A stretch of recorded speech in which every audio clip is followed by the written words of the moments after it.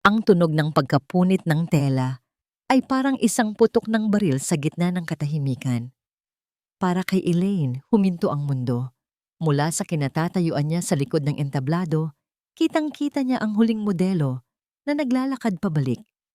Ang likod ng eleganteng gown na nilikha niya, ang pinakapaborito niyang disenyo sa buong koleksyon, ay may mahabang punit malapit sa tahi.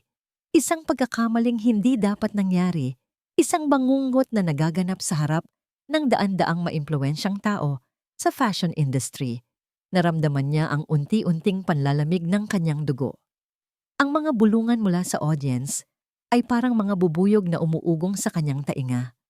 Ang mga ngiti ay napalitan ng pagtataka. Ang mga flash ng kamera ay parang mga kidlat na bumubulag sa kanya, nagpapaalala sa bawat segundo ng kanyang kabiguan. Ito na dapat ang gabi ng kanyang tagumpay. Ang gabing magpapatunay na kaya niyang itaguyod ang kumpanyang ipinamana ng kanyang ama. Ngunit sa isang iglap, ang lahat ay gumuho. Elaine, anong nangyari? Salubong sa kanya ng kanyang assistant na si Liza. Nanginginig ang boses. Yung mga supplier, naghihintay sa labas, galit na galit sila. Huminga ng malalim si Elaine. Pinipilit na itago ang panginginig ng kanyang mga kamay. Sabihin mo, kakausapin ko sila. Bigyan mo ako ng 5 minuto. Pero hindi na niya kinailangan ng 5 minuto.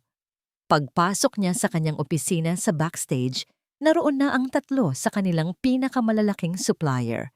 Sa gitna nila ay si Mang Tony, isang matandang lalaki na dekada ng kasama ng kanilang pamilya.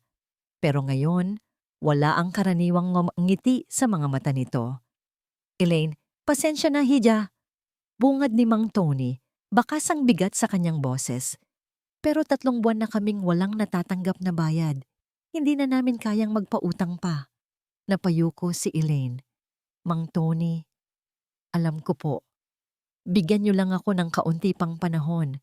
Babayaran ko ang lahat. Panahon? Isang mas matalim na boses ang sumabat. Ilang panahon pa ba ang kailangan mo? Nalulugi na ang kumpanya mo, aminin mo na. Ang bawat salita ay parang isang sampal. Pinilit niyang manatiling matatag, harapin sila ng may dignidad, pero alam niyang wala na siyang maipapangako. Pagkatapos ng halos 1 oras na mahirap na pakikipag-usap, umalis din sila, nag-iwan ng isang ultimatum. 1 linggo. 1 linggo para bayaran ng daan-daang milyong utang o tuluyan na nilang idedemanda ang kumpanya. Napasandal si Elaine sa kanyang upuan, hinahayaan ang sariling lamunin ng katahimikan.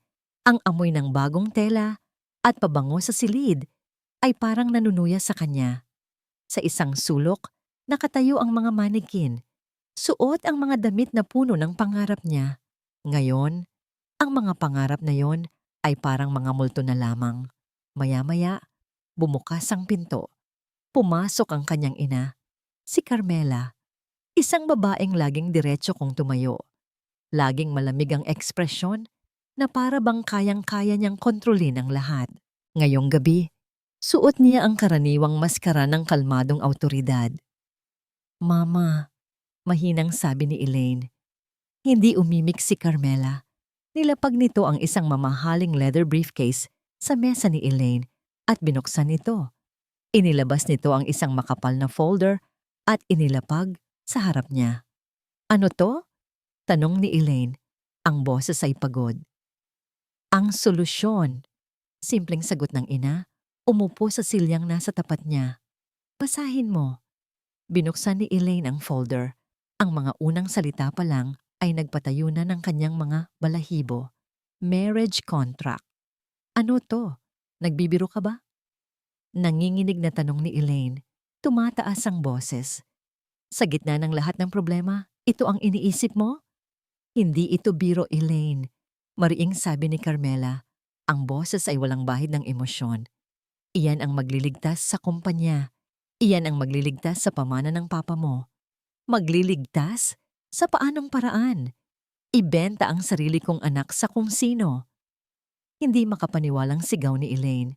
Mama, Hindi na ito ang panahon ng mga arranged marriage. Hindi ka ordinaryong anak at hindi ito ordinaryong sitwasyon, giit ni Carmela. Ang lalaking pakakasalan mo ang sasalo sa lahat ng utang natin. Siya ang mag-i-invest ng bilyon-bilyon para buhayin muli ang kumpanya kapalit ng pagpapakasal mo sa kanya. Parang sasabog ang dibdib ni Elaine sa galit at sakit. At sino siya? Sino ang demonyong bibili sa kaluluwa ko? Hindi sumagot si Carmela. Tumingin lang ito sa pinto na nasa likuran ni Elaine.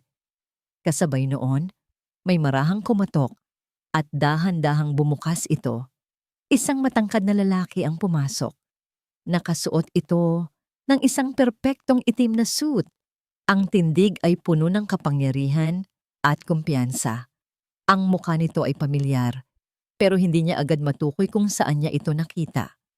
May lungkot sa mga mata nito habang nakatingin sa kanya. Isang lungkot na hindi niya maintindihan.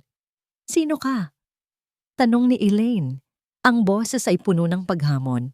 Ngumiti ang lalaki. Isang malungkot na ngiti. At nang magsalita ito, isang salita lang ang binigkas. Isang pangalan na matagal nang hindi naririnig ni Elaine. Isang pangalan mula sa nakaraan na dapat ay puno ng saya, pero ngayon ay puno ng lason. Elaine. Parang isang kidlat na tumama kay Elaine ang alaala. Ang puno ng mangga sa kanilang lumang hardin. Ang isang batang lalaki na laging nag-aabang sa kanya pagkatapos ng klase. Ang mga tuhod na may sugat. Isang pangako na binitiwan sa ilalim ng mga bituin noong sila'y mga bata pa. "Gabriel?"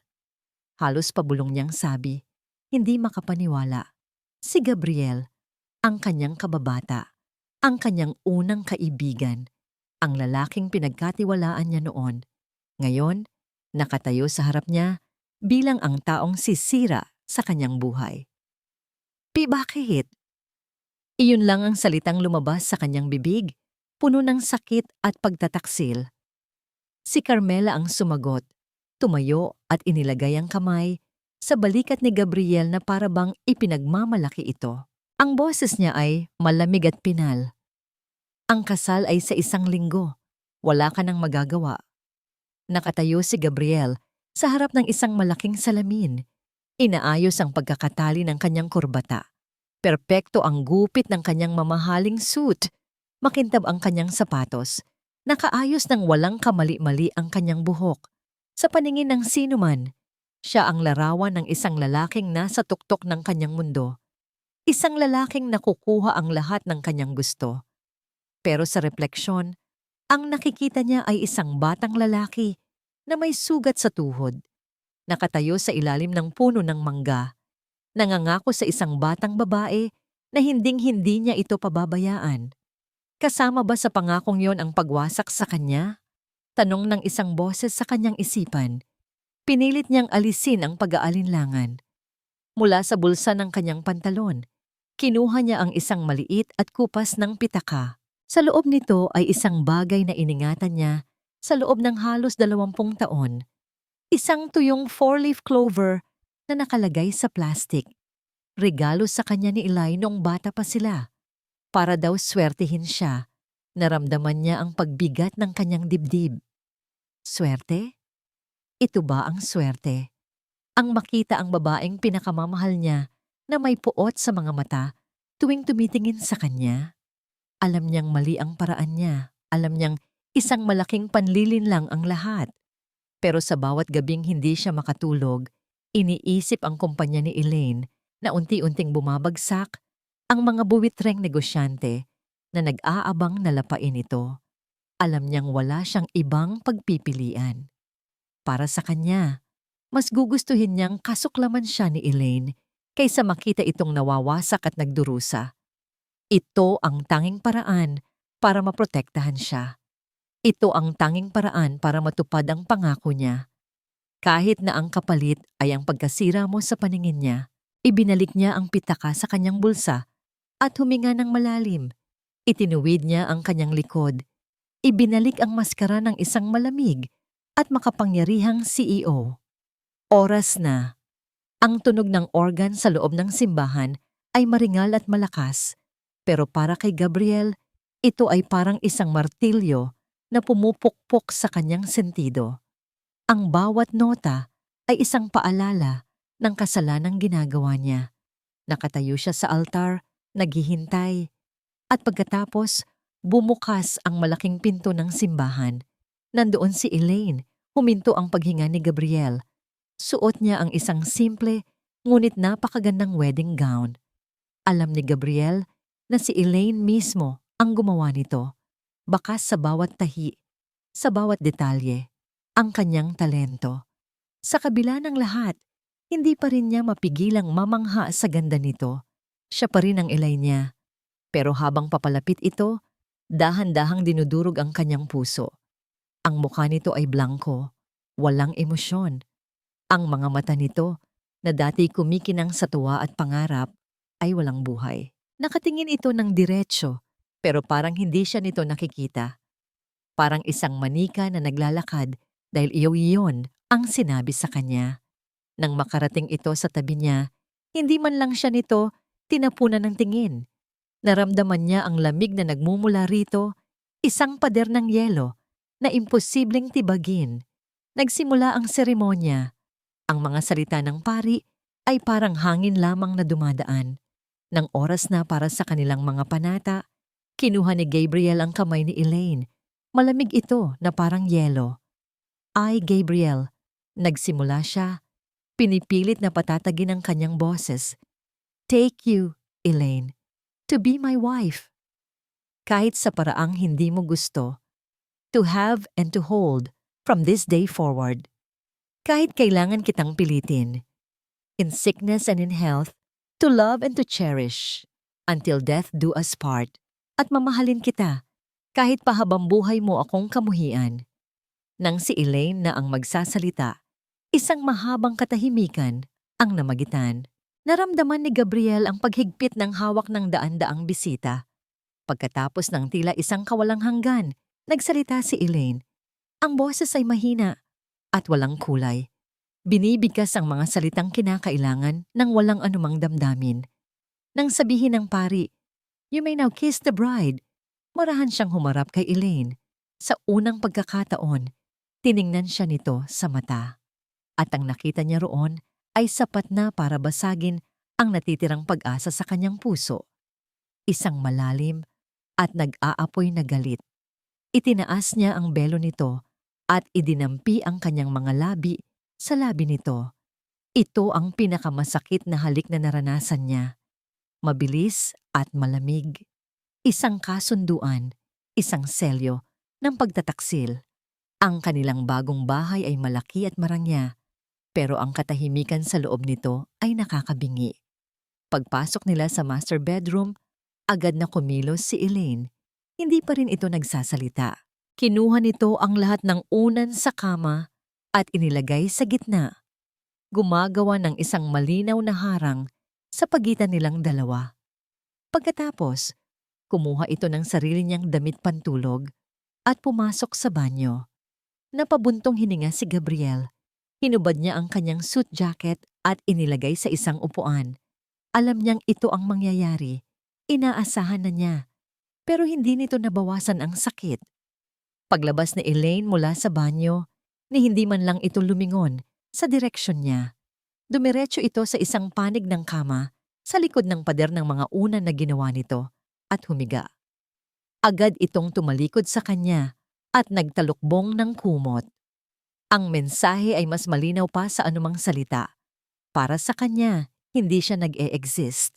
Ito ang parusa ko, naisip ni Gabriel, at kailangan ko itong tanggapin. Kumuha siya ng isang unan at isang kumot mula sa cabinet. Walang salitang lumabas sa kanyang bibig habang naglalakad siya patungo sa mahabang sofa sa paanan ng kama. Doon siya humiga. Ang malambot na sofa ay parang gawa sa bato. Ang bawat sandali ng katahimikan ay parang isang karayom na tumutusok sa kanyang balat. Mula sa kanyang kinahihigaan, tanaw niya ang anino ng katawan ni Elaine sa ilalim ng kumot. Nakikita niya ang bahagyang pagtaas at pagbaba ng balikat nito sa bawat paghinga.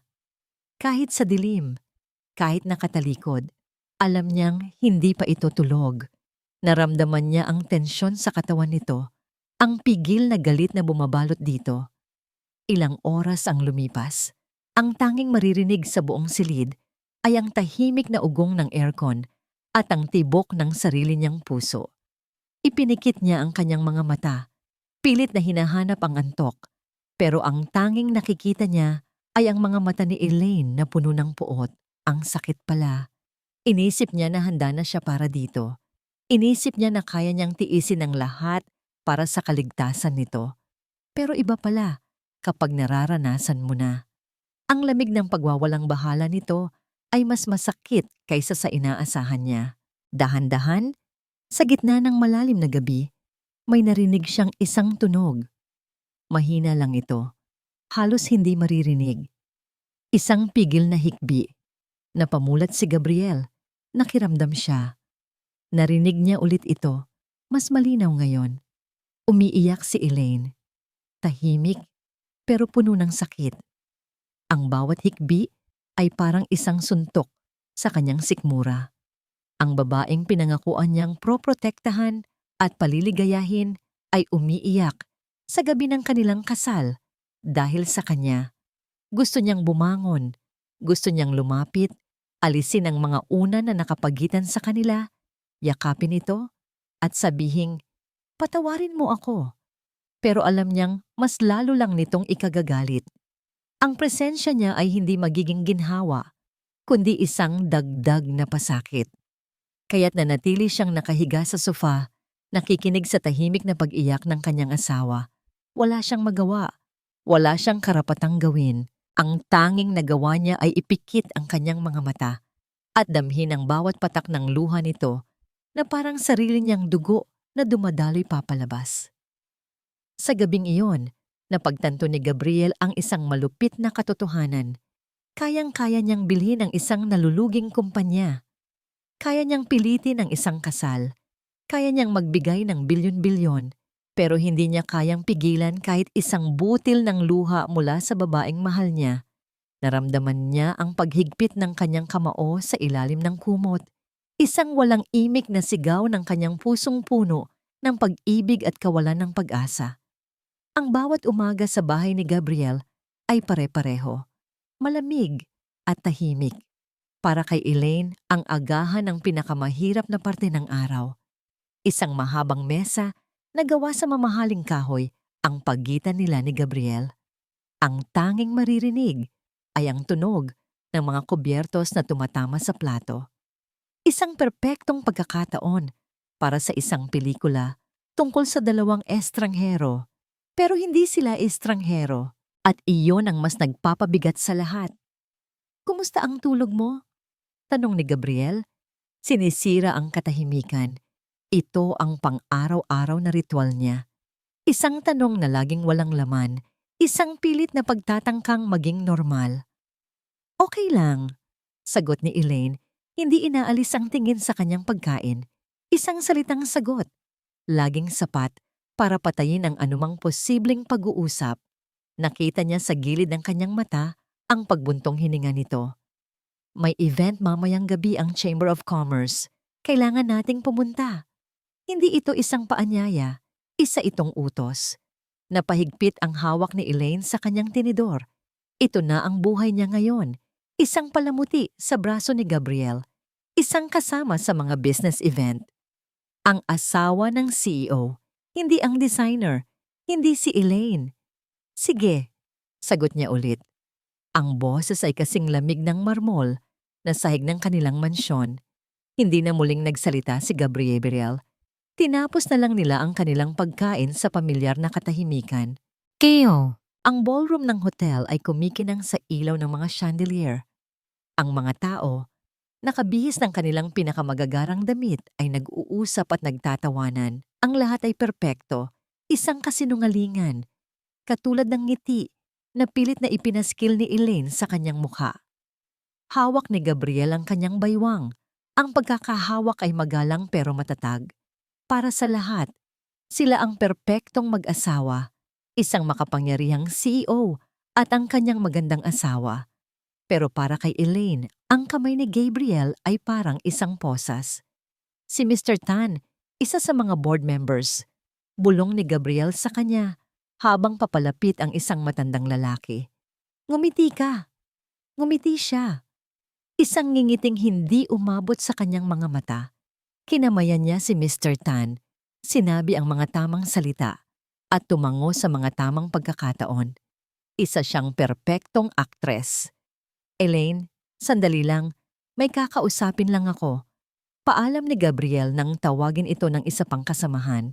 Sa wakas, isang pagkakataon para makahinga. Naglakad si Elaine papunta sa isang mas tahimik na sulok, malapit sa isang malaking bintana kung saan tanaw ang mga ilaw ng syudad. Humigop siya ng champagne, ipinikit ang kanyang mga mata, at hinayaan ang sariling malunod sa pag-iisa, kahit saglit lang. Mukhang malalim ang iniisip mo. Isang boses mula sa nakaraan, isang boses na pamilyar, at biglang nagpabilis ng tibok ng kanyang puso sa paraang hindi niya gusto. Dahan-dahan siyang lumingon. Nakatayo doon si Marco. Mas tumangkad, mas naging matipuno ang katawan, at suot ang isang suit na sumisigaw ng yaman at kapangyarihan. Pero ang nangiti niya ay pareho pa rin. Ang nangiting minsan nang nagpatibok ng puso niya at minsan na ring dumurog dito. Marco, sabi niya, pilit na itinatago ang pagkagulat. Anong ginagawa mo dito? Invited, just like everyone else. Ngumiti ito. Pero ang mas magandang tanong, anong nangyari sa'yo, Elaine? You look different. Ang paraan ng pagkakasabi niya noon, puno ng pag-aalala, ay biglang nagpagising sa lahat ng pader na itinayo niya sa paligid ng kanyang puso. I'm married, diretsong sagot niya. Tumango si Marco. Ang mga mata ay nakatitig sa kanya na para bang binabasa ang kanyang kaluluwa. Nabasa ko nga. Biglaan daw? Kay Gabriel Alcazar, the ruthless CEO. He seems very possessive. Ang salitang possessive ay tumama kay Elaine. Ganoon nga ang nararamdaman niya. Isang pag-aari. Hindi mo siya kilala. Depensa niya. Kahit hindi niya sigurado kung sino ang pinagtatanggol niya. Hindi nga, malumanay na sabi ni Marco. Pero kilala kita, Elaine. At ang babaeng kilala ko ay hindi magpapakasal dahil lang sa negosyo. Ang babaeng kilala ko ay puno ng pangarap at palaban. Nasaan na siya? Ang mga salita ni Marco ay parang isang susi na nagbukas sa lahat ng kanyang hinanakit. Sa isang iglap, gusto niyang isigaw ang lahat. Ang pagtataksil ng kanyang ina. Ang pagmamanipula ni Gabriel. Ang pakiramdam na siya ay isang bilanggo sa sarili niyang buhay. Pero pinigilan niya ang sarili. Nakita niya si Gabriel na papalapit mula sa malayo. Kailangan ko nang umalis, mabilis niyang sabi. Hinawakan ni Marco ang kanyang braso, marahan lang. Elaine, sandali. Mula sa bulsa nito, kumuha ito ng isang business card. Itim at simple. Marco De Villa, CEO, De Villa Holdings. Inilagay nito ang card sa kanyang palad. Hindi ako nandito para manggulo, sabi nito. Ang boses ay seryoso at puno ng sinseridad. Nandito ako bilang isang kaibigan, isang totoong kaibigan. Tumingin ito sa direksyon ni Gabriel na nooy ilang hakbang na lang ang layo. Kung kailangan mo ng totoong kaibigan, tawagan mo ako. Binitawan nito ang kanyang braso at naglakad paalis na wala sa gitna ng maraming tao. Ilang segundo lang bago makarating si Gabriel sa tabi niya. Sino yon? Tanong ni Gabriel. Bakas ang pagtataka sa mukha. Wala. Mabilis na sagot ni Elaine. Itinatago ang business card sa kanyang maliit na purse. Isang dating kakilala lang. Hinawakan ulit ni Gabriel ang kanyang baywang. Pero ngayon, mas naramdaman ni Elaine ang bigat nito. Naramdaman niya ang pagkakaiba. Ang paghawak ni Gabriel ay parang isang pag-aangkin. Ang paghawak ni Marco kanina ay parang isang alok ng kalayaan. Sa gitna ng maingay na ballroom, naramdaman ni Elaine ang isang bagong binhi na tumutubo sa kanyang puso. Isang binhi ng pagdududa at isang mapanganib na binhi ng pag-asa. Lumipas ang 2 araw bago nagkaroon ng lakas ng loob si Elaine na tingnan muli ang business card ni Marco. 2 araw ng walang katapusang katahimikan sa mansyon, ng mga pilit ng ngiti at ng pakiramdam na unti-unti siyang sinasakal. Nasa loob siya ng kanyang walk-in closet, isang espasyong kasing laki ng isang maliit na apartment. Napapaligiran ng mga damit na siya mismo ang gumawa, pero parang hindi na niya pag-aari. Dito, sa gitna ng mga tela at sinulid, nararamdaman niya ang kaunting kapayapaan.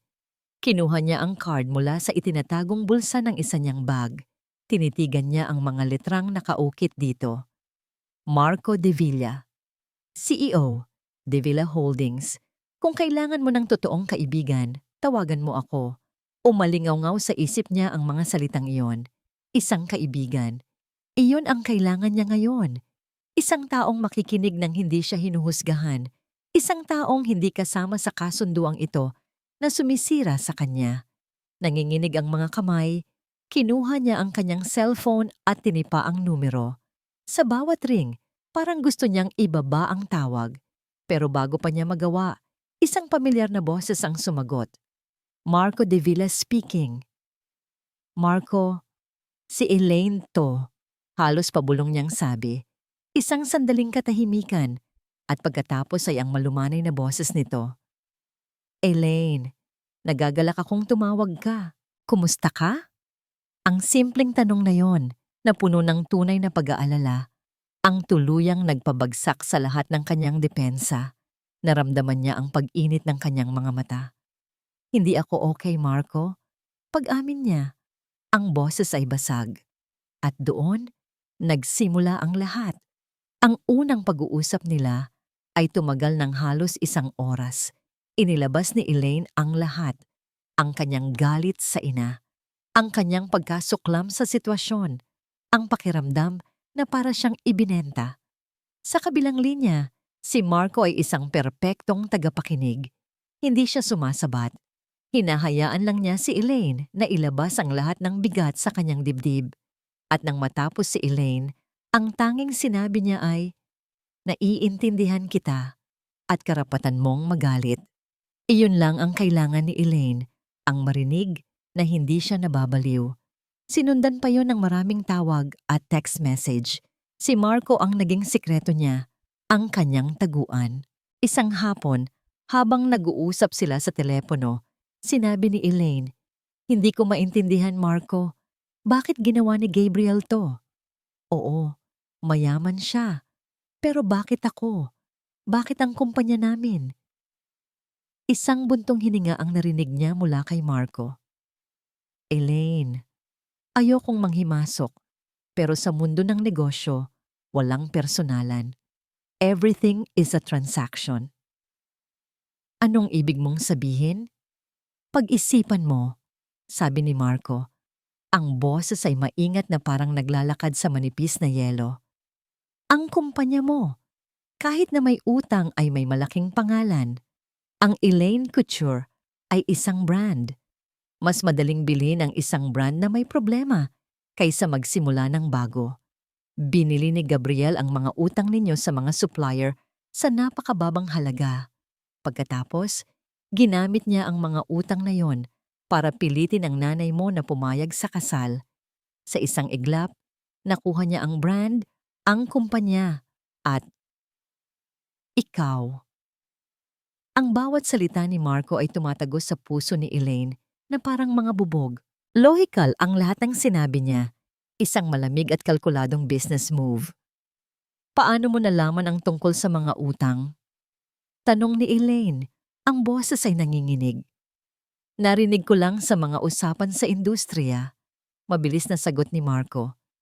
Ganyan talaga siya kumilos, Elaine. Walang awa. Tuso. Kinabukasan, nag-alok si Marco na magkita sila para sa tanghalian. Sa isang pribadong restaurant, kung saan walang makakakilala sa kanila. Pumayag si Elaine. Kailangan niyang makalabas ng bahay. Kailangan niyang makatakas. Sa kanilang pagkikita, inabutan siya ni Marco ng isang folder. Hindi ko dapat ginagawa to, sabi niya. Pero kaibigan kita at ayokong nakikita kang niloloko. Binuksan ni Elaine ang folder. Naglalaman ito ng mga kopya ng mga dokumento, mga kasunduan sa pagitan ni Gabriel at ng ilan nilang malalaking supplier na nagpapatunay na binili nga nito ang kanilang mga utang. Naramdaman niya ang paninikip ng kanyang dibdib. Totoo nga, ang lahat ng kabaitan na ipinapakita ni Gabriel, ang mga pasensya nito sa kanya, ay isang malaking pagkukunwari. Isa lang siyang tropeo sa kanyang mga napanalunan. Nang gabing iyon, may isang malaking pagtatalo sa pagitan ni Gabriel at ng kanyang ina sa telepono. Hindi sinasadyang narinig ito ni Elaine habang pababa siya ng hagdan. "Hindi mo pwedeng gawin yan, Gabriel," sigaw ni Carmela mula sa speakerphone. "Sinabi ko sa'yo, ako ang bahala sa operations. Huwag mong pakialaman ang mga designer ko." "Carmela, nalulugi ang kumpanya dahil sa maling pamamalakad," kalmadong sagot ni Gabriel. "I'm just trying to help. May mga bago akong ideas para sa marketing. Kailangan nating mag-adapt." Para sa isang taong walang alam, ito ay isang normal na pag-uusap sa negosyo. Pero para kay Elaine, esamba sa Monday pamam, na ang isip ay puno na ng lason ni Marco, ang narinig niya ay iba. Naririnig niya ang pagiging kontrolado ni Gabriel. Naririnig niya ang pagtatangka nitong agawin ang kumpanya mula sa kanila. Dahan-dahan siyang umatras pabalik sa kanyang silid. Ang puso ay kumakabog sa galit. Inaagaw na niya ang lahat sa akin. Kinagabihan, tumawag ulit siya kay Marco. "Tama ka," sabi niya. "Ang boses ay puno ng pait. Tama ka sa lahat." Kinokontrol na niya ang kumpanya. Unti-unti na niyang inaalis ang impluwensya ni Mama. Isang sandaling katahimikan ang sumunod bago nagsalita si Marco. Ang boses ay mababa at puno ng kahulugan. "Elaine, may higit pa dyan. Ang pagkontrol niya ay hindi lang sa kumpanya." Anong ibig mong sabihin? Alam mo ba kung bakit ganun na lang ang pagkainteresado niya sa'yo? Hindi lang dahil sa negosyo. May mas malalim na dahilan. Isang bagay na matagal na niyang itinatago. Naramdaman ni Elaine ang panlalamig sa kanyang buong katawan. "Ano yon?" "May alam akong isang lugar na magpapatunay sa lahat ng hinala mo," sabi ni Marco. "Isang sikretong silid sa bahay ninyo." Isang sikretong silid. Ang mga salitang iyon ay umalingaw-ngaw sa isipan ni Elaine buong magdamag. Hindi siya nakatulog. Bawat sulok ng malaking bahay na yon ay tila may itinatagong lihim. Bawat saradong pinto ay parang isang misteryo na nag-aabang. "Nasa dulo ng hallway sa ikalawang palapag," sabi ni Marco sa telepono. "Sa likod ng malaking painting ng isang lumang barko. May nakatagong susi sa ilalim ng paso ng halaman sa tabi nito." Kinabukasan, hinintay niyang umalis si Gabriel papunta sa opisina. Ang tunog ng pagsara ng pinto sa ibaba at ang pag-andar ng makina ng sasakyan nito ay hudyat para sa kanya. Ang puso niya ay kumakabog ng napakabilis, na para bang gusto nitong kumawala sa kanyang dibdib. Para siyang isang magnanakaw sa sarili niyang pamamahay, o mas tamang sabihin, sa pamamahay ni Gabriel. Dahan-dahan siyang naglakad papunta sa hallway na sinabi ni Marco. Naroon nga ang malaking painting ng isang barkong naglalayag sa gitna ng isang bagyo. Isang perpektong simbolo para sa buhay niya ngayon. Sa tabi nito, isang malaking paso na may ornamental na halaman. Nanginginig ang mga kamay, iniluhod niya ang sarili at kinapa ang ilalim ng paso. Doon, nakadikit sa ilalim, ay isang maliit at makalumang susi. Malamig ito sa kanyang palad, na parang isang piraso ng yelo. Huminga siya ng malalim bago tumayo. Itinulak niya ang mabigat na painting. Gumawa ito ng isang mahinang tunog ng pag-arko, at sa likod nito, isang pinto na halos hindi mo mapapansin dahil kapareho nito ang kulay ng pader. Isinuksok niya ang susi sa keyhole, isang click. At pagkatapos, dahan-dahan niyang itinulak ang pinto. Isang amoy ng alikabok, lumang papel, At pintura ang sumalubong sa kanya. Madilim sa loob. Kinapa niya ang switch ng ilaw sa pader. Nang bumukas ang ilaw, napahawak siya sa kanyang bibig para pigilan ang isang sigaw. Ang silid. Hindi ito isang ordinaryong bodega. Ito ay isang santuwaryo. Isang santuwaryo para sa kanya. Nakapalibot sa mga pader ang hindi mabilang na mga painting. At sa bawat isa, ang mukha niya ang nakapinta.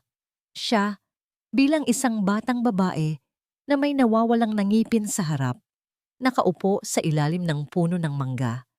Siya bilang isang teenager na may suot na uniforme, nagbabasa ng libro. Siya sa kanyang debut, nakangiti habang sumasayaw.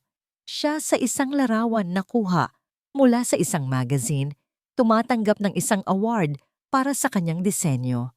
May mga painting na halatang kuha sa malayo na hindi niya namamalayan. Mga candid shots niya habang naglalakad, tumatawa kasama ng mga kaibigan o seryosong nagdodrawing sa kanyang studio.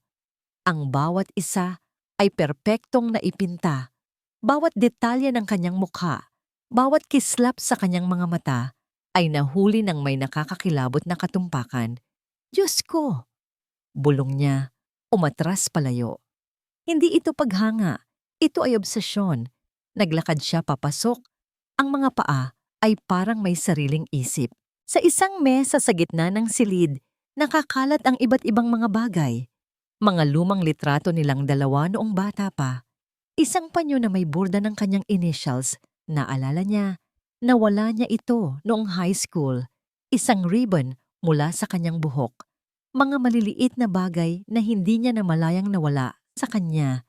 Pero narito, nakatago at iniingatan. At sa gitna ng lahat, isang makapal na leather-bound journal ang nakabukas. Parang may sariling isip ang kanyang mga kamay na kumuha nito. Ang sulat kamay ni Gabriel Mamiham. Pamilyar pa rin kahit lumipas ang maraming taon, ang bumungad sa kanya. Ang mga pahina ay puno ng mga entry tungkol sa kanya. June 12, 98. Nakita ko ulit si Eli kanina. May sugat siya sa tuhod. Umiiyak siya. Pero nang bigyan ko siya ng candy, ngumiti na siya. Ang ganda ng ngiti niya. Balang araw, sisiguraduhin kong hindi na siya iiyak ulit. Napahawak si Elaine sa kanyang dibdib.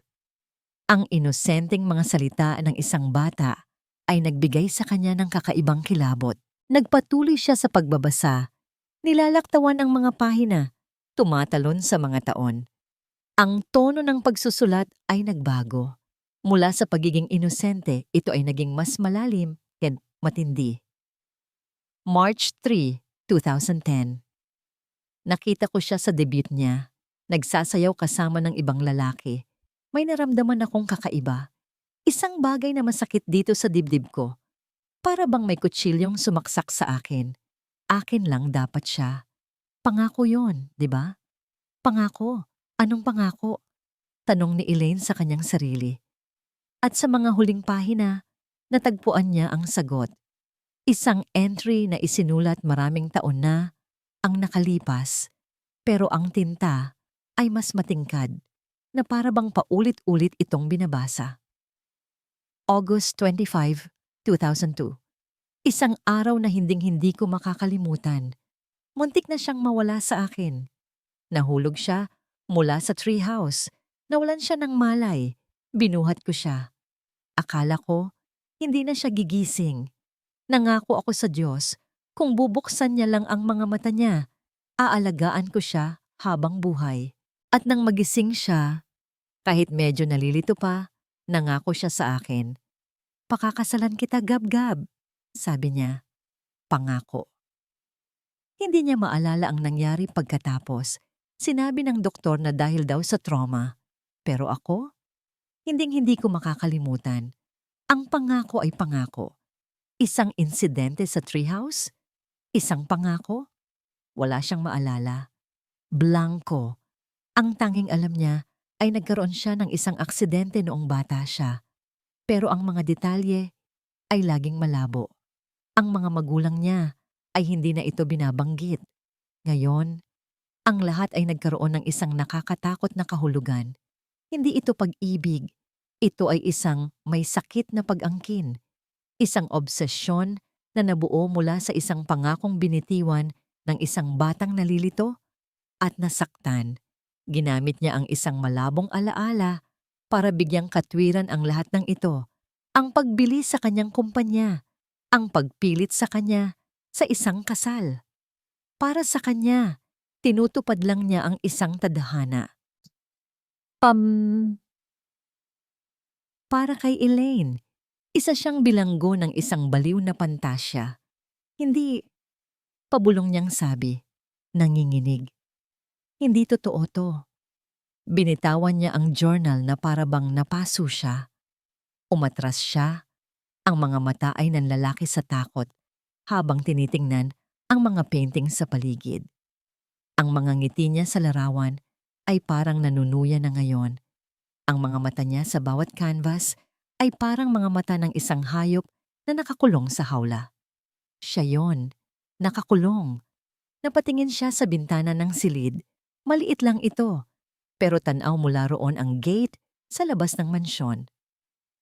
At sa sandaling iyon, isang itim na Mercedes-Benz ang pumasok sa gate. Ang sasakyan ni Gabriel. Maaga itong umuwi. Naramdaman niya ang pagdaloy ng yelo sa kanyang mga ugat. Nataranta siya. Kailangan niyang umalis dito. Kailangan niyang makatakas. Pero huli na. Narinig niya ang pagbukas ng pinto sa ibaba. Ang mga yabag ni Gabriel na papalapit, paakyat ng hagdan. Hawak-hawak pa rin niya ang journal. Ang mga daliri niya ay nakakapit dito ng mahigpit. Nanigas siya sa kinatatayuan, nakatingin sa pinto ng sikretong silid. Ang puso niya ay parang isang tambol na walang tigil sa pagtugtog ng isang nakakatakot na himig. Ang pinto, na hindi niya naisara ng maayos, ay bahagyang nakaawang. Narinig niya ang paghinto ng mga yabag sa labas ng hallway, isang sandali ng nakabibinging katahimikan, at pagkatapos, narinig niya ang tunog ng pagpihit ng doorknob ng kanilang kwarto. Nasa labas na siya. Ilang hakbang na lang ang layo. Nanginginig sa pinaghalong galit at takot, hinigpitan ni Elaine ang hawak sa journal habang naririnig niya ang tunog ng pagpasok ng sasakyan ni Gabriel sa garahe. Ang katahimikan sa hallway ay parang isang bombang sasabog. Bawat segundo ay parang isang oras. Narinig ni Elaine ang marahang pagbukas ng pinto ng kanilang silid tulugan na sinundan ng mga yabag ni Gabriel sa loob. Isang sandaling katahimikan.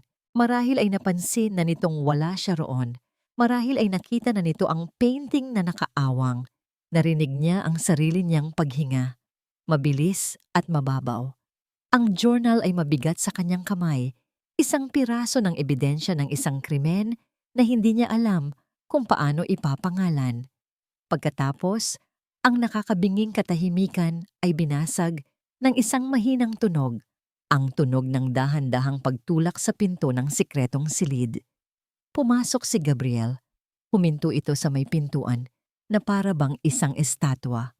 Ang kanyang mga mata ay unang napunta kay Elaine at pagkatapos ay sa paligid ng silid, sa mga painting, sa mga gamit sa mesa at sa wakas, sa journal na hawak-hawak ni Elaine. Walang bakas ng galit sa mukha ni Gabriel. Ang nakita ni Elaine ay isang bagay na mas masahol pa. Isang dalisay at hubad na pagkagulat. Isang sakit na parabang nahuli siya sa kanyang kahinaan. Na parabang ang pinakatatago niyang kaluluwa ay bigla na lang isinilad sa buong mundo. Ang itsura niyang iyon ang nagsilbing gasolina sa apoy ng galit ni Elaine. Hindi siya naawa. Mas lalo siyang nasuklam. Ano to, Gabriel? Tanong ni Elaine. Ang boses ay malamig at matalim na parang yelo. Itinaas niya ang journal. Ano ang tawag mo dito? Pag-ibig? Eli, magpapaliwanag ako, sabi ni Gabriel. Ang boses ay paos. Gumawa ng isang hakbang pasulong. Huwag kang lalapit! Sigaw ni Elaine. Ang kanyang boses ay biglang pumailan lang, puno ng lahat ng sakit at galit na kinimkim niya sa loob ng mga linggo. Huwag mo akong tatawaging Eli." Sa isang kilos na puno ng puot, ibinato niya ang journal sa dibdib ni Gabriel. Tumama ito ng may malakas na tunog bago nahulog sa sahig. Ang mga pahina ay nagkawatak-watak. "Stalker, yan ang tawag sa'yo." Sigaw ni Elaine. Nanginginig ang buong katawan. Isang may sakit na stalker. Lahat ng ito. Ang mga painting. Ang mga ninakaw mong gamit. Ang journal na to. Baliw ka ba? Hindi mo naiintindihan. Pilit ni Gabriel, ang mukha ay namumutla. "Mahal kita."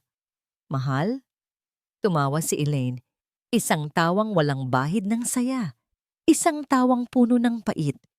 Lumapit siya sa isang painting. Isang larawan niya noong bata pa siya. Nakangiti habang kumakain ng ice cream at walang awang hinablot ito mula sa pader. "Ito ba ang pagmamahal? Ang pagmasdan ako mula sa malayo na parang isang hayop? Ang itago ang lahat ng ito na parang isang tropeo?" Sa harap ng nanlalaking mga mata ni Gabriel, pinunit niya ang canvas. Ang tunog ng pagkapunit ay muling umalingaw-ngaw sa silid. Ang nangiti sa painting ay nahati sa dalawa. "Hindi ito pag-ibig, Gabriel. Ito ay sakit." Sabi niya. Ang boses ay naging isang mapanganib na bulong. "Ginamit mo ang isang pangako ng isang batang walang kamuwang-muwang para bigyang katwiran ng kabaliwan mo. Binili mo ang kumpanya ko. Pinilit mo ako sa kasal na to. Lahat dahil sa isang pantasyang ikaw lang ang gumawa. Totoo ang nararamdaman ko para sa'yo." Git ni Gabriel, sa wakas ay nakahanap ng boses. "Ang insidente sa treehouse. Wala akong pakialam sa insidenteng yon." Putol ni Elaine. "Wala akong maalala. At kahit na mayroon, hindi yun nagbibigay sa'yo ng karapatang angkinin ako. Hindi ako isang bagay na pwede mong bilhin o isang pangako na pwede mong singilin. Tao ako, Gabriel, at winasak mo ako." Doon na bumuhos ang mga luha niya, mga luhang hindi na niya napigilan, mga luhang puno ng galit, pagtataksil, at pagkasuklam. Tumalikod siya at naglakad palabas ng silid, binabangga ang balikat ni Gabriel. Dumiretso siya sa closet at kinuha ang isang maleta. "Anong ginagawa mo?" tanong ni Gabriel. Sumusunod sa kanya, ang boses ay puno ng desperasyon. "Aalis ako," sabi ni Elaine habang hinahagis ang mga damit sa loob ng maleta. Hindi na alintana kung magusot ang mga ito. "Aalis ako sa kulungang ito." "Elaine, mag-usap tayo. Pakiusap." Humarap si Elaine sa kanya. Ang mukha ay basang-basa ng luha, pero ang mga mata ay nag-aapoy. "Tapos na tayo," sabi niya. Ang bawat salita ay may bigat ng isang hatol. "Walang tayo, Gabriel. Simulat sa pool, wala. Ang meron lang ay ang obsesyon mo at ang kasinungalingan mo." Isinara niya ang maleta. Kinuha niya ito at naglakad papunta sa pinto ng silid. Hindi na muling lumingon. "Elaine!" Hindi siya tumigil. Nagpatuloy siya sa pagbaba ng hagdan, sa paglabas ng pinto. Ang malakas na ulan ang sumalubong sa kanya sa labas na para bang nakikidalamhati ang langit. Pero hindi niya ininda ang lamig. Habang binubuksan niya ang gate, isang pamilyar na kotse ang huminto sa tapat. Bumukas ang bintana sa passenger side. Si Marco. "Sakay na," sabi nito. Ang boses ay kalmado, pero may diin. Sumakay si Elaine sa kotse ng walang pag-aalinlangan. Isinara niya ang pinto at sa isang iglap, humarurot paalis ang sasakyan. Iniiwan ang malaking bahay. Mula sa bintana, sa gitna ng malakas na buhos ng ulan, nakita niya si Gabriel na lumabas ng pinto. Nakatayo sa gitna ng bagyo, basang-basa, nakatingin sa papalayong kotse. Nakatayo sa gitna ng mga pira-pirasong alaala na siya mismo ang lumikha at siya mismo ang sumira. Ipinikit ni Elaine ang kanyang mga mata. Isinasara ang pinto sa kabanatang yon ng kanyang buhay. Hindi niya alam, nakasisimula pa lang ng isang mas malalang bangungot. Nakatayo lang si Gabriel sa gitna ng malakas na ulan. Hindi alintana ang panunuot ng lamig sa kanyang mga buto. Sinundan ng kanyang mga mata ang papalayong mga ilaw ng sasakyan ni Marco hanggang sa tuluyan na itong maglaho sa dilim. Tapos na, gumuho na ang lahat. Ang bawat patak ng ulan na tumatama sa kanyang mukha ay parang isang sampal, isang paalala ng kanyang kabiguan. Ang mga salita ni Elaine ay umuulit-ulit sa kanyang isipan na parang isang sirang plaka. Stalker? Baliw. Hindi ito pag-ibig, ito ay sakit. Tapos na tayo. Dahan-dahan siyang naglakad pabalik sa loob ng bahay. Ang bawat hakbang ay mabigat na parang may pasan siyang daigdig. Ang mga basang damit ay dumidikit sa kanyang balat. Ang bawat patak ng tubig na tumutulo mula sa kanya, papunta sa makintab na sahig, ay parang mga luha ng bahay na dati pinangarap niyang maging isang tahanan. Umakyat siya pabalik sa ikalawang palapag. Hindi siya pumasok sa kanilang kwarto. Dumiretso siya sa sikretong silid. Ang pinto ay nakabukas pa rin. Isang paanyaya sa isang lugar na ngayon ay naging isang libingan ng mga pangarap. Ang painting na pinunit ni Elaine ay nakakalat pa rin sa sahig. Ang kanyang nakangiting mukha noong bata pa siya, ngayon ay wasak. Sa gitna ng sahig, ang journal niya, nakabukas sa isang pahinang basa dahil sa ilang patak ng ulan na pumasok. Dahan-dahan, pinulot ni Gabriel ang 2 piraso ng canvas. Sinubukan niyang pagdikitin ang mga ito na para bang sa paggawa noon ay mabubuo niyang muli ang nasira nilang nakaraan. Isang walang saysay na kilos, isang desperadong pagtatangka. Napaluhod siya sa sahig, yakap-yakap ang sirang painting. At doon, sa gitna ng kanyang santuwaryo, na ngayon ay naging testamento ng kanyang kabaliwan, hinayaan niyang bumagsak ang lahat. Walang tunog, walang hikbi. Mga luha lang ang tahimik na dumaloy mula sa kanyang mga mata, humahalo sa tubig ulan sa kanyang mukha. Ang lahat ng ginawa niya, ang bawat desisyon, ang bawat sakripisyo, akala niya, para ito sa kanya. Akala niya, pinoprotektahan niya si Elaine. Pero sa huli, siya pala ang pinakamatinding sakit na idinulot niya rito. Siya ang halimaw. Sa kwento nito, ilang oras siyang nanatili roon, nakaluhod sa sahig. Napapaligiran ng mga multo ng isang pag-ibig na siya mismo ang pumatay. Ang sakit ay parang isang lason na dahan-dahang kumakalat sa kanyang buong sistema. Pinaparalisa ang kanyang pag-asa. Ngunit habang lumalalim ang gabi, at habang ang sakit ay unti-unting nagiging manhid, isang bagong damdamin ang nagsimulang gumapang sa kanyang puso. Galit. Pero hindi galit kay Elaine, kundi galit sa kanyang sarili at isang malamig, matalas na galit para sa taong nasa likod ng lahat ng ito. Marco. Naalala niya ang itsura ni Marco sa business event, ang paraan ng pagtingin nito kay Elaine. Ang kunwaring pakikiramay, isang ahas na naghihintay ng tamang oras para tumuklaw. Siya ang nagsabi kay Elaine tungkol sa silid na ito. Walang ibang nakakaalam. Biglang nag-iba ang takbo ng kanyang isip. Ang desperasyon ay napalitan ng determinasyon. Ang pagkalito ay napalitan ng isang malinaw na layunin. Oo, nagkamali siya. Sobra. Pero ang pag-ibig niya kay Elaine ay totoo. At ang panganib na kinakaharap nito ngayon kasama si Marco ay totoo rin. Hindi niya hahayaang mapunta sa wala ang lahat. Hindi niya hahayaang ang babaeng mahal niya ay mapunta sa kamay ng isang tunay na halimaw. Dahan-dahan siyang tumayo. Ang kanyang mga mata, na kanina'y puno ng luha, ay ngayon ay nag-aalab sa isang malamig na apoy. Kinuha niya ang kanyang cellphone mula sa basang bulsa. Nagdasal siya na gumagana pa ito. Nang bumukas ang screen, agad niyang tinawagan ang isang numero. Ang numero ng kanyang pinagkakatiwalaang private investigator at hepe ng kanyang security team. Leo, sabi ni Gabriel. Ang boses ay kalmado, pero may bigat na parang bakal. May trabaho ako para sa'yo. Sir, anong oras na? Tanong ng inaantok na boses sa kabilang linya. Wala akong pakialam kung anong oras na. Mariing sabi ni Gabriel, ang bawat salita ay may diin. Gusto kong alamin mo ang lahat tungkol kay Marco de Villa. Lahat. Ang kanyang mga negosyo, ang kanyang mga bank account, ang kanyang mga kaaway, ang kanyang mga sikreto. Bawat basura na tinatago niya. Gusto kong malaman ang lahat.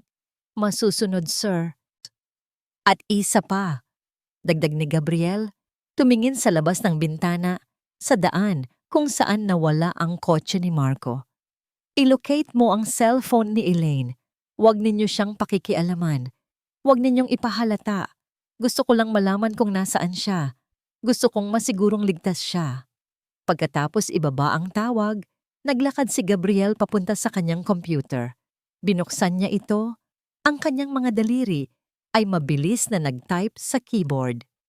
Sinimulan niyang hukayin ang lahat ng impormasyon na kaya niyang mahanap tungkol sa De Villa Holdings. Hindi pa tapos ang laban. Kung siya ang halimaw sa paningin ni Elaine, sisiguraduhin niyang ililigtas niya ito mula sa demonyong nagkukubli bilang isang kaibigan. Kahit pa ang kapalit nito ay ang tuluyang pagkamuhi nito sa kanya. Ilang sandali pa, tumunog ang kanyang cellphone. Isang text message mula kay Leo. Sir, may nahanap kaming isang malaking financial transaction. Si Marco de Villa nagbayad sa isa sa mga supplier ng Elaine Couture 1 linggo bago ang fashion show. Napahigpit ang hawak ni Gabriel sa cellphone. Ang telang napunit. Ang gabi na nagsimula ng lahat. Hindi iyon aksidente. Iyon ay sabotahe. At ngayon, malinaw na sa kanya ang lahat. Ang unang 24 na oras kasama si Marco ay parang isang panaginip, isang pagtakas. Dinala siya nito sa isang mamahaling penthouse unit na pag-aari nito, kung saan tanaw ang buong syudad, malayo sa mansyon ni Gabriel, malayo sa mga alaala. Dito ka muna, sabi ni Marco. Ang boses ay puno ng pag-aalaga. Walang makakagulo sa'yo dito. Magpahinga ka. Sa unang pagkakataon sa loob ng maraming linggo, nakaramdam si Elaine ng ginhawa. Nakahanap siya ng kakampi, isang taong nakakaintindi sa kanya. Sa mga unang araw, inalagaan siya ni Marco. Ipinagluluto siya, kinakausap, at higit sa lahat, pinapakinggan. Para siyang isang ibon na nakawala sa hawla. Ngunit habang lumilipas ang mga araw, may mga maliliit na bagay siyang napapansin. Mga maliliit na bitak sa perpektong imahe ni Marco. Nagsimula ito sa mga usapan tungkol sa kanyang kumpanya. Huwag mo na munang isipin yan, sabi ni Marco isang araw habang nag-aalmusal sila. Nandito ka, para mag-relax, kalimutan mo muna ang trabaho. Pero Marco, kailangan kong malaman kung anong nangyayari. Giit ni Elaine. Ang mga empleyado ko, ang mga design. Ako na ang bahala. Putol nito. Ang ngiti ay hindi na kasing init ng dati. Let me handle it. Just trust me. Okay? May kung anong lamig sa tono nito na nagpatindig ng balahibo ni Elaine. Pero isinantabi niya ito. Pagod lang siya. Stressed. Tinutulungan lang ako ni Marco. Isang gabi, habang nanonood sila ng balita, isang report tungkol kay Gabriel ang lumabas. Isang bagong business deal. Agad na kinuha ni Marco ang remote at inilipat ang channel. Bakit mo inilipat? Tanong ni Elaine. Bakit pa natin siya papanoorin? Sagot ni Marco. Medyo irritable. He's your past. Dito ka na sa present. Sa akin. Ang salitang sa akin ay nag-iwan ng hindi magandang lasa sa bibig ni Elaine. May pagka-possessive. Isang katangiang isinumbat niya kay Gabriel.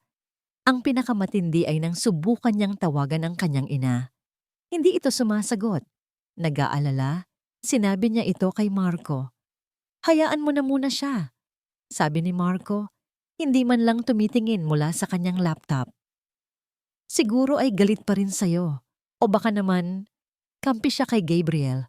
Alam mo na, pera-pera lang yan.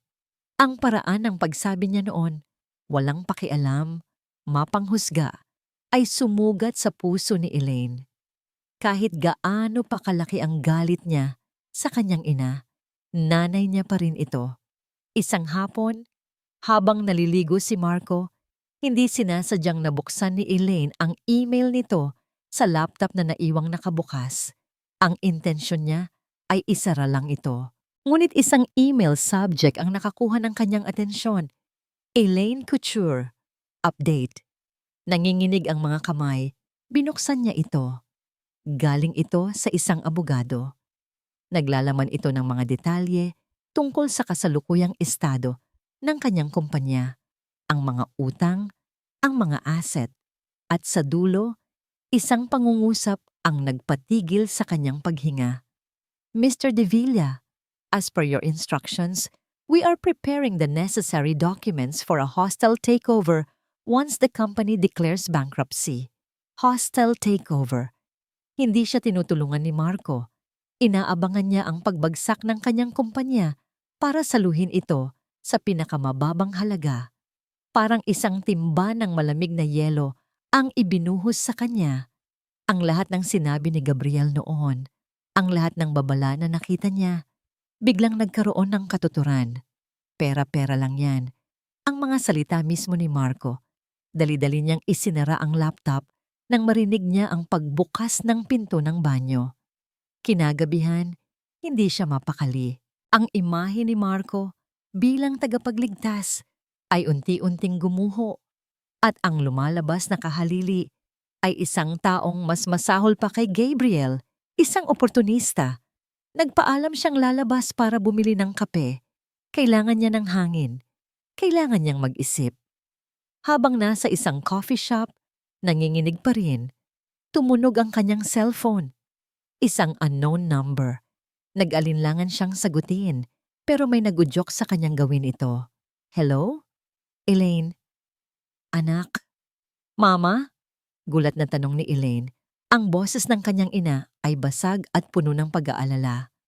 Anong nangyari? Bakit hindi ka sumasagot? Si Marco. Humihikbing sabi ni Carmela. Pinagbantaan niya ako. Nasasaktan ka niya kapag sinubukan kong kontakin ka. Elaine, umalis ka dyan. Mapanganib siya. At doon, ikinuwento ni Carmela ang lahat. Ang matagal ng alitan sa pagitan ng kanilang pamilya at ng pamilya De Villa na nagsimula pa sa kanilang mga lolo. Ang pagtatangka ni Marco na sirain ang kanilang negosyo noon pa man. Ang pagbabalik nito ay hindi nagkataon lamang. Ito ay isang matagal ng plinano na paghihiganti.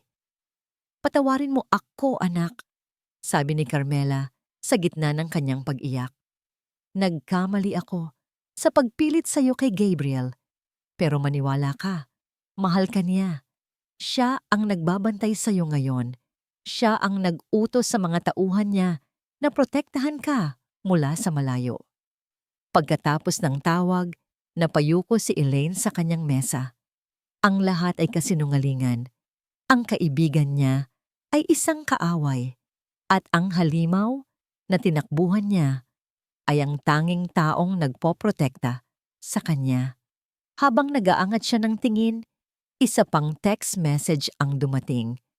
Mula sa parehong unknown number, hindi ito salita. Isa itong attachment. Isang kopya ng isang financial transaction. Isang pagbabayad mula sa De Villa Holdings papunta sa isa sa mga supplier niya. Ang petsa, isang linggo bago ang kanyang fashion show na naging simula ng lahat ng kanyang kalbaryo. Napatakip si Elaine sa kanyang bibig. Ang pagkapunit ng tela, hindi iyon aksidente. Ito ay sabotahe. At si Marco ang may gawa. Sa sandaling iyon, isang malamig na realisasyon ang tumama sa kanya. Nakakulong pa rin siya. Ang pinagkaiba lang, ngayon ay alam na niya kung sino ang tunay na halimaw. Tumingin siya sa kanyang cellphone sa penthouse kung saan naghihintay ang ahas.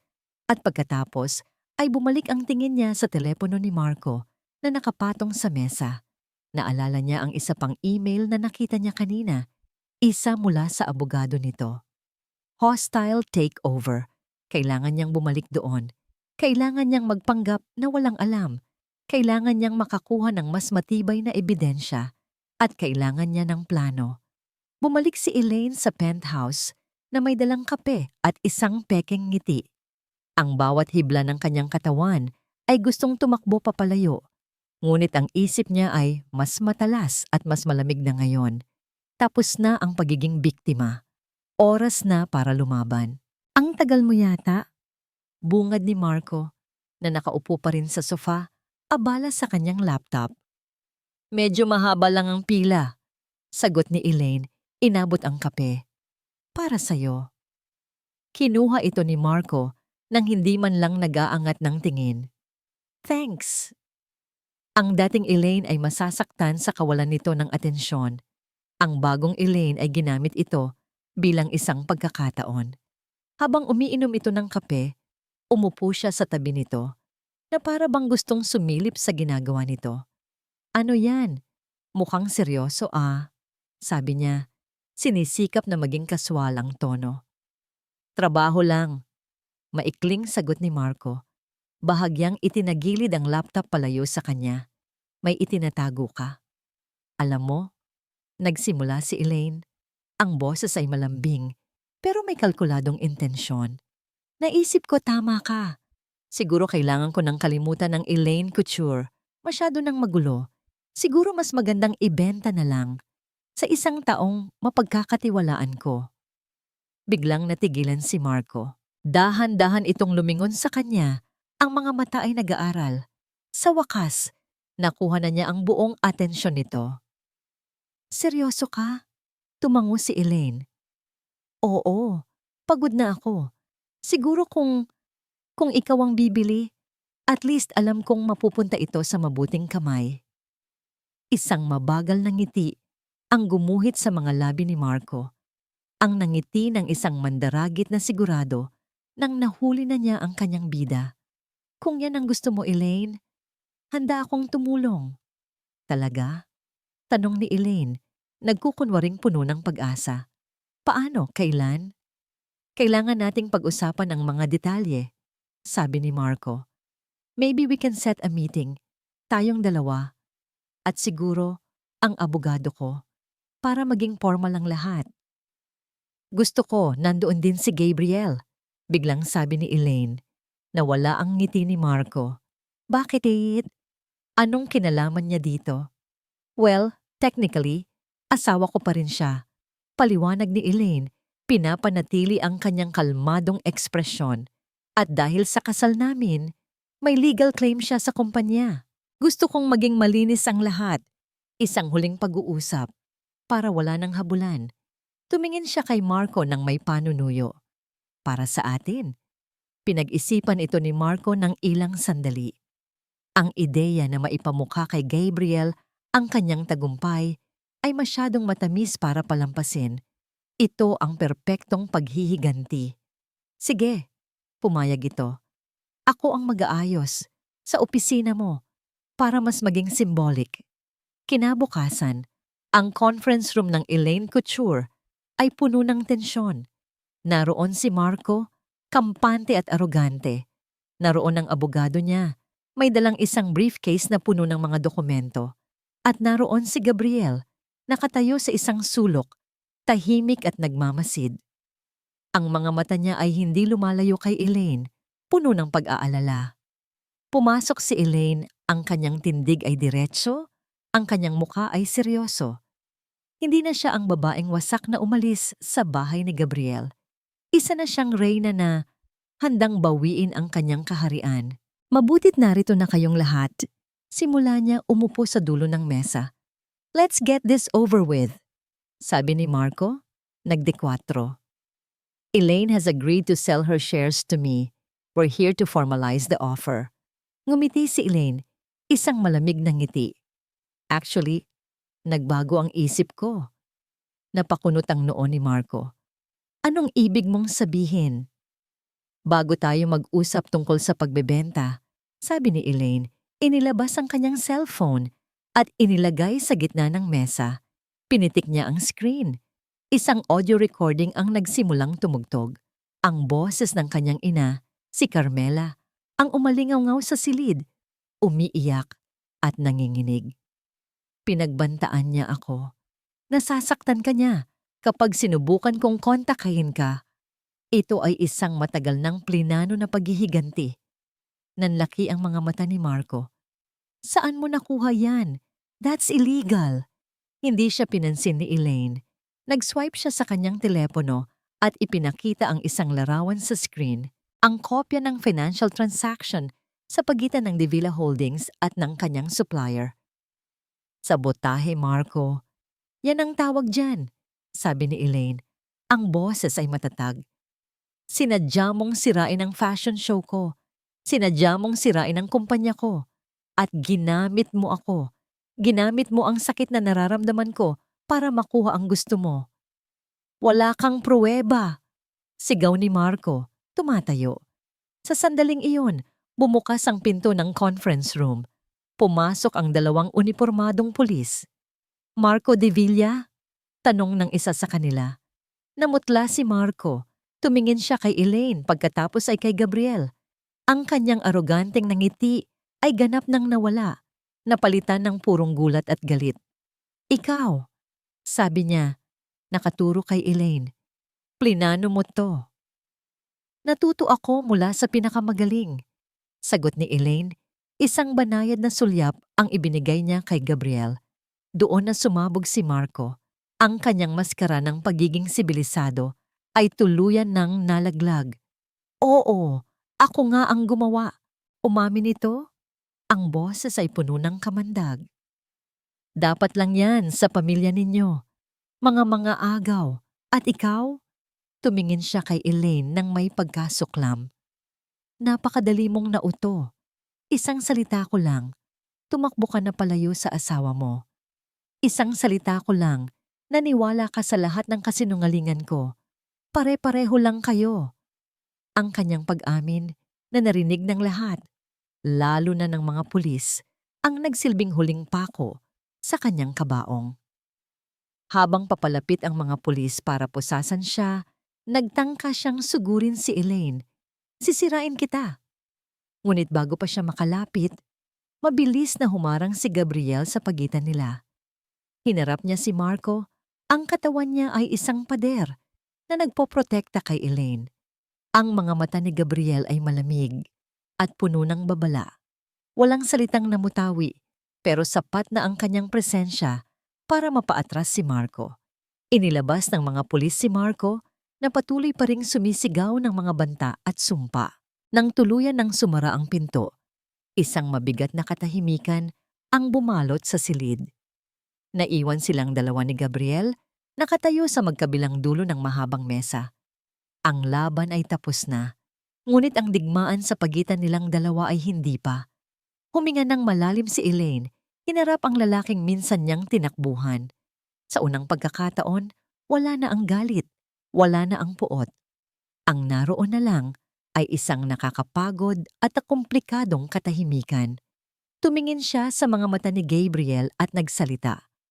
Ang boses ay mahina, ngunit malinaw. Gabriel, kailangan nating mag-usap. Ang katahimikan na naiwan sa conference room ay mas mabigat kaysa sa mga sigaw ni Marco kanina. Ito ay isang katahimikan na puno ng mga bagay na hindi masabi, ng mga taon ng hindi pagkakaunawaan at ng isang hinaharap na hindi pa rin malinaw. Si Gabriel ang unang bumasag nito. Hindi siya lumapit. Nanatili siya sa kanyang kinatatayuan na para bang may isang hindi nakikitang pader sa pagitan nila. Salamat, sabi niya. Ang boses ay mahina. Sa pagtawag sa akin, sa pagtitiwala mo. Hindi sumagot si Elaine. Tumingin lang siya sa labas ng bintana, sa mga ulap na dahan-dahang gumagalaw. May isang lugar tayong kailangang puntahan, sabi ulit ni Gabriel.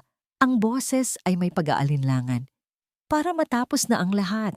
Para maintindihan mo ang lahat. Alam ni Elaine kung anong lugar ang tinutukoy nito. Ang sikretong silid. Isang bahagi niya ang gustong tumanggi, ang ayaw nang bumalik sa lugar na yon. Pero alam niyang kailangan niya. Para sa sarili niya. Tumangulang siya bilang sagot. Ang biyahe pabalik sa bahay ni Gabriel ay tahimik. Ngunit hindi na ito ang malamig at galit na katahimikan ng dati. Ito ay isang katahimikan na naghihintay. Pagdating nila, naglakad sila paakyat sa ikalawang palapag. Nang huminto sila sa tapat ng painting, si Gabriel mismo ang nagtulak nito. Binuksan niya ang pinto ng silid at hinayaan si Elaine na maunang pumasok. Ang silid ay tulad pa rin ng huli niyang iwanan. Ang sirang painting ay nakasandal sa pader. Ang journal ay nakapatong sa mesa. Maayos nang naisara. Ngunit ngayon, iba na ang paningin ni Elaine. Ang mga painting sa pader ay hindi na mukhang gawa ng isang stalker. Sa halip, nakikita niya ngayon ang mga ito bilang isang koleksyon ng mga sandali. Isang musoleo ng isang malungkot at nag-iisang pag-ibig. Nakita niya ang batang lalaki sa likod ng bawat brushstroke. Ang batang lalaking minsan na niyang naging kaibigan. Dito nagsimula ang lahat ng pagkakamali ko, sabi ni Gabriel. Ang boses ay puno ng pagsisisi. Tumayo siya sa gitna ng silid, hindi nakatingin kay Elaine, kundi sa mga painting. Akala ko, sa pagpipinta ko sa'yo, mapapalapit ako sa'yo, pero mas lalo lang pala kitang inilalayo. Humarap siya kay Elaine. Ang mga mata ay puno ng sakit na matagal nang kinikimkim. Ang insidente sa treehouse. Totoo yon, Elaine. Naglakad si Elaine palapit sa isang upuan at naupo, handang makinig. Magkaaway tayo noon. Nagsimula si Gabriel. Isang maliit at malungkot na ngiti ang sumilay sa kanyang labi. Inaasar kita. Pero umakyat ka pa rin sa treehouse ko. At pagkatapos, nawalan ka ng balanse, nahulog ka. Ang boses niya ay nagsimulang manginig. Walang ibang tao doon, Eli. Tayo lang. Binuhat kita. Ang gaan mo. At ang daming dugo. Akala ko mawawala ka na sa akin. Iyak ako ng yak. Ipinangako ko sa Diyos na kung mabubuhay ka, gagawin ko ang lahat para protektahan ka, para alagaan ka, habang buhay. Isang butil ng luha ang pumatak mula sa mata ni Gabriel. At nang magising ka sa ospital, ang una mong sinabi sa akin, pakakasalan kita. Gab-gab, pangako. Alam kong dahil lang yon sa gamot, sa pagkalito mo. Pero para sa isang batang lalaking tulad ko, na halos mamatay sa takot, ang pangakong yon ang naging buhay ko. Napayo ko si Elaine. Sa wakas, naintindihan na niya. Ang obsesyon ni Gabriel ay hindi nagmula sa kabaliwan. Nagmula ito sa takot. Ang takot ng isang batang lalaki na muntik nang mawalan ng pinakamahalagang tao sa buhay niya. Hindi nito binibigyang katwiran ang mga ginawa ko. Pagpapatuloy ni Gabriel. Mali ang pilitin ka. Mali ang manipulahin ang sitwasyon. Dapat sinubukan kitang ligawan. Dapat nirespeto ko ang desisyon mo. Patawarin mo ako, Elaine. Patawad sa lahat ng sakit na idinulot ko. Tumayo si Elaine. Dahan-dahan siyang lumapit kay Gabriel. Itinaas niya ang kanyang kamay at marahang pinunasan ng luha sa pisngi nito. Naiintindihan na kita. Bulong niya. Kinabukasan, tinawagan ni Elaine ang kanyang ina. Nagkita sila sa isang tahimik na parke. Pagkakita pa lang ni Carmela sa anak, bumuhos na agad ang kanyang mga luha. Anak, patawarin mo ako. Hindi na nagsalita si Elaine. Niyakap na lang niya ang kanyang ina ng mahigpit. Isang yakap na puno ng pagpapatawad, ng pag-unawa, at ng paghilom. Niyakap din siya pabalik ni Carmela. Ang mga hikbi nito ay unti-unting humihina sa balikat ng kanyang anak. Ang pader na matagal nang nakapagitan sa kanila ay tuluyan ng gumuho. Nang gabing iyon, pagbalik ni Elaine sa bahay ni Gabriel, nakita niya itong naghihintay sa sala. May isang folder na nakapatong sa lamesita. Ano yan? Tanong ni Elaine. Para sa'yo, sabi ni Gabriel. Umupo si Elaine at binuksan ang folder. Sa loob nito ay ang kanilang marriage contract at sa ibabaw nito, isang set ng divorce papers. Nakatatak na sa huling pahina ang pirma ni Gabriel. Pinirmahan ko na, sabi niya. Ang boses ay kalmado ngunit may bigat. Tumingin ito sa kanyang mga mata at sa unang pagkakataon, nakita ni Elaine ang purong sinseridad dito. Walang bahid ng pag-aangkin o obsesyon. Malaya ka na, Elaine, sabi niya. Pwede ka nang umalis. Pwede mo nang ituloy ang buhay mo nang wala ako. Walang kasunduan, walang pilitan. Isang sandaling katahimikan ang namayani. Pagkatapos, huminga ito ng malalim at idinugtong. Pero kung papayag ka, gusto kong ligawan ka sa tamang paraan. Magsisimula tayo ulit. Walang sikreto, walang kasinungalingan. Ako at ikaw. Kung bibigyan mo ako ng isa pang pagkakataon. Napatingin si Elaine sa divorce papers na nasa kanyang kamay, ang simbolo ng kanyang kalayaan. Pagkatapos, itinaas niya ang kanyang tingin kay Gabriel, ang lalaking nagbigay sa kanya ng kalayaang yon. Kahit na ang kapalit ay ang posibleng pagkawala niya sa buhay nito magpakailanman. Ang desisyon ay nasa kanya na. Hindi pinirmahan ni Elaine ang divorce papers. Sa halip, kinuha niya ang mga yon at itinabi sa isang drawer. Ang sagot niya kay Gabriel ng gabing iyon ay simple lang. Patunayan mo. At iyon nga ang ginawa ni Gabriel. Lumipas ang mga buwan. Si Elaine ay bumalik sa pamamahala ng kanyang kumpanya na ngayon ay unti-unti nang bumabangon sa tulong ng isang malinis na investment mula kay Gabriel. Isang investment na may kasamang kontratang nagsasabing wala siyang anumang kontrol sa creative decisions. Siya ay isang business partner, hindi isang may-ari. Si Gabriel naman ay tumupad sa kanyang salita. Nanligaw siya. Nagsimula ito sa mga simpleng bagay. Isang text message sa umaga na nagsasabing, "Good morning.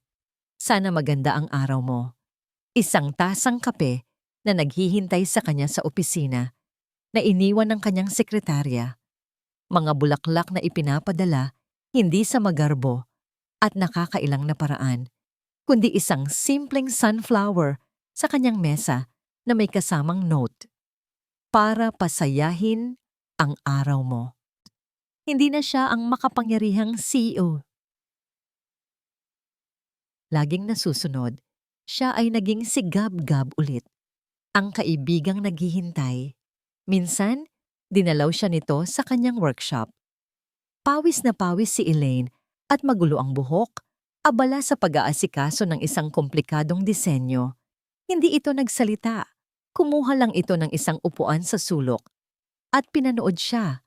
Pero sa pagkakataong ito, wala nang pagtatago. Ang mga mata nito ay puno ng paghanga at respeto. Nang magutom si Elaine, hindi niya namalayan na may pagkain na palang in-order si Gabriel para sa kanilang dalawa. Kumain sila sa sahig ng workshop, sa gitna ng mga tela at mannequin, nagtatawanan habang nag-uusap tungkol sa mga simpleng bagay. Dinala siya nito sa mga date, hindi sa mga mamahaling restaurant, kundi sa mga lugar na alam niyang magugustuhan ni Elaine. Sa isang art museum, sa isang beach para manood ng paglubog ng araw, sa isang maliit na bookstore, unti-unti. Ang mga pader na itinayo ni Elaine sa paligid ng kanyang puso ay gumuho. Ang galit ay napalitan ng pag-unawa. Ang takot ay napalitan ng seguridad. At ang pagkasuklam ay dahan-dahang napalitan ng isang pamilyar na pakiramdam na matagal na niyang kinalimutan. Pag-ibig. Isang tunay at malayang pag-ibig. Isang hapon, 6 na buwan. Pagkatapos ng gabing iyon sa conference room, dinala siya ni Gabriel sa dalampasigan kung saan sila madalas magpunta. Habang papalubog ang araw at nagiging kulay kahel at lila ang kalangitan, humarap ito sa kanya.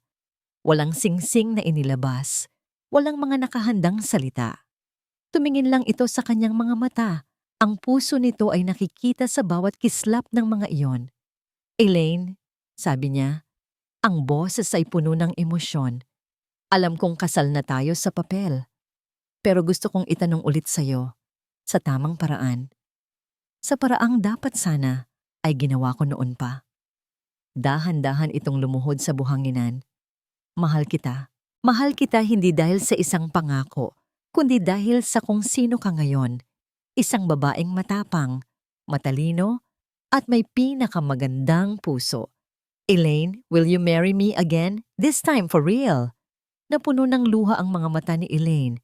Mga luha ng saya, mga luha ng pasasalamat, mga luha para sa isang pag-ibig na dumaan sa apoy at lumabas na mas matatag. Tumango siya, hindi makapagsalita. Yes, bulong niya. Yes, Gabriel, yes. Ang kanilang pangalawang kasal ay malayong malayo sa una. Ginanap ito sa isang maliit na hardin, sa ilalim ng puno ng mangga na katulad ng puno sa kanilang kabataan. Kaunti lang ang mga bisita, ang kanilang mga pinakamalapit na pamilya at kaibigan. Suot ni Elaine ang isang simple at eleganteng bestida na siya mismo ang gumawa. Habang naglalakad siya papalapit sa altar, nakita niya si Gabriel na naghihintay. Ang lalaking minsan nang naging dahilan ng kanyang mga luha, ngayon ay ang tanging dahilan ng kanyang mga ngiti. Nang magkaharap sila, hinawakan ni Gabriel ang kanyang mga kamay. Mainit ang mga ito, puno ng buhay. Mula sa araw na ito, sabi ni Gabriel sa kanyang panata, ipinapangako kong hindi na muling magtatago sa'yo. Ang puso ko ay laging bukas para sa'yo. Mamahalin kita sa paraang nararapat sa'yo, nang may katapatan, respeto, at walang katapusang pasensya. Ikaw ang una at huli kong pag-ibig, Elaine. Nang si Elaine na ang magsalita, tumingin siya nang diretso sa mga mata ni Gabriel. Gabriel, simula niya, ang boses ay matatag. Tinuruan mo ako na ang pag-ibig ay hindi perpekto. Tinuruan mo ako na ang pagpapatawad ang pinakamalaking regalo na maibibigay natin sa ating sarili. At ngayon, sa harap ng lahat, pinipili kita. Pinipili ko ang pag-ibig natin. Ipinapangako kong mamahalin ka ng buo. Tatanggapin ang iyong nakaraan at yayakapin ang ating hinaharap magkasama. Nang sabihin ng pari, "You may now kiss the bride." Ngumiti si Gabriel. Dahan-dahan niyang itinaas ang belo ni Elaine at hinalikan ito. Ang halik ay hindi na malamig at pilit. Ito ay mainit, puno ng pagmamahal, at puno ng mga pangako. Hindi ito ang simula ng isang kasunduan. Ito ang simula ng kanilang totoong buhay, magkasama. Ang kanilang pangalawang simula.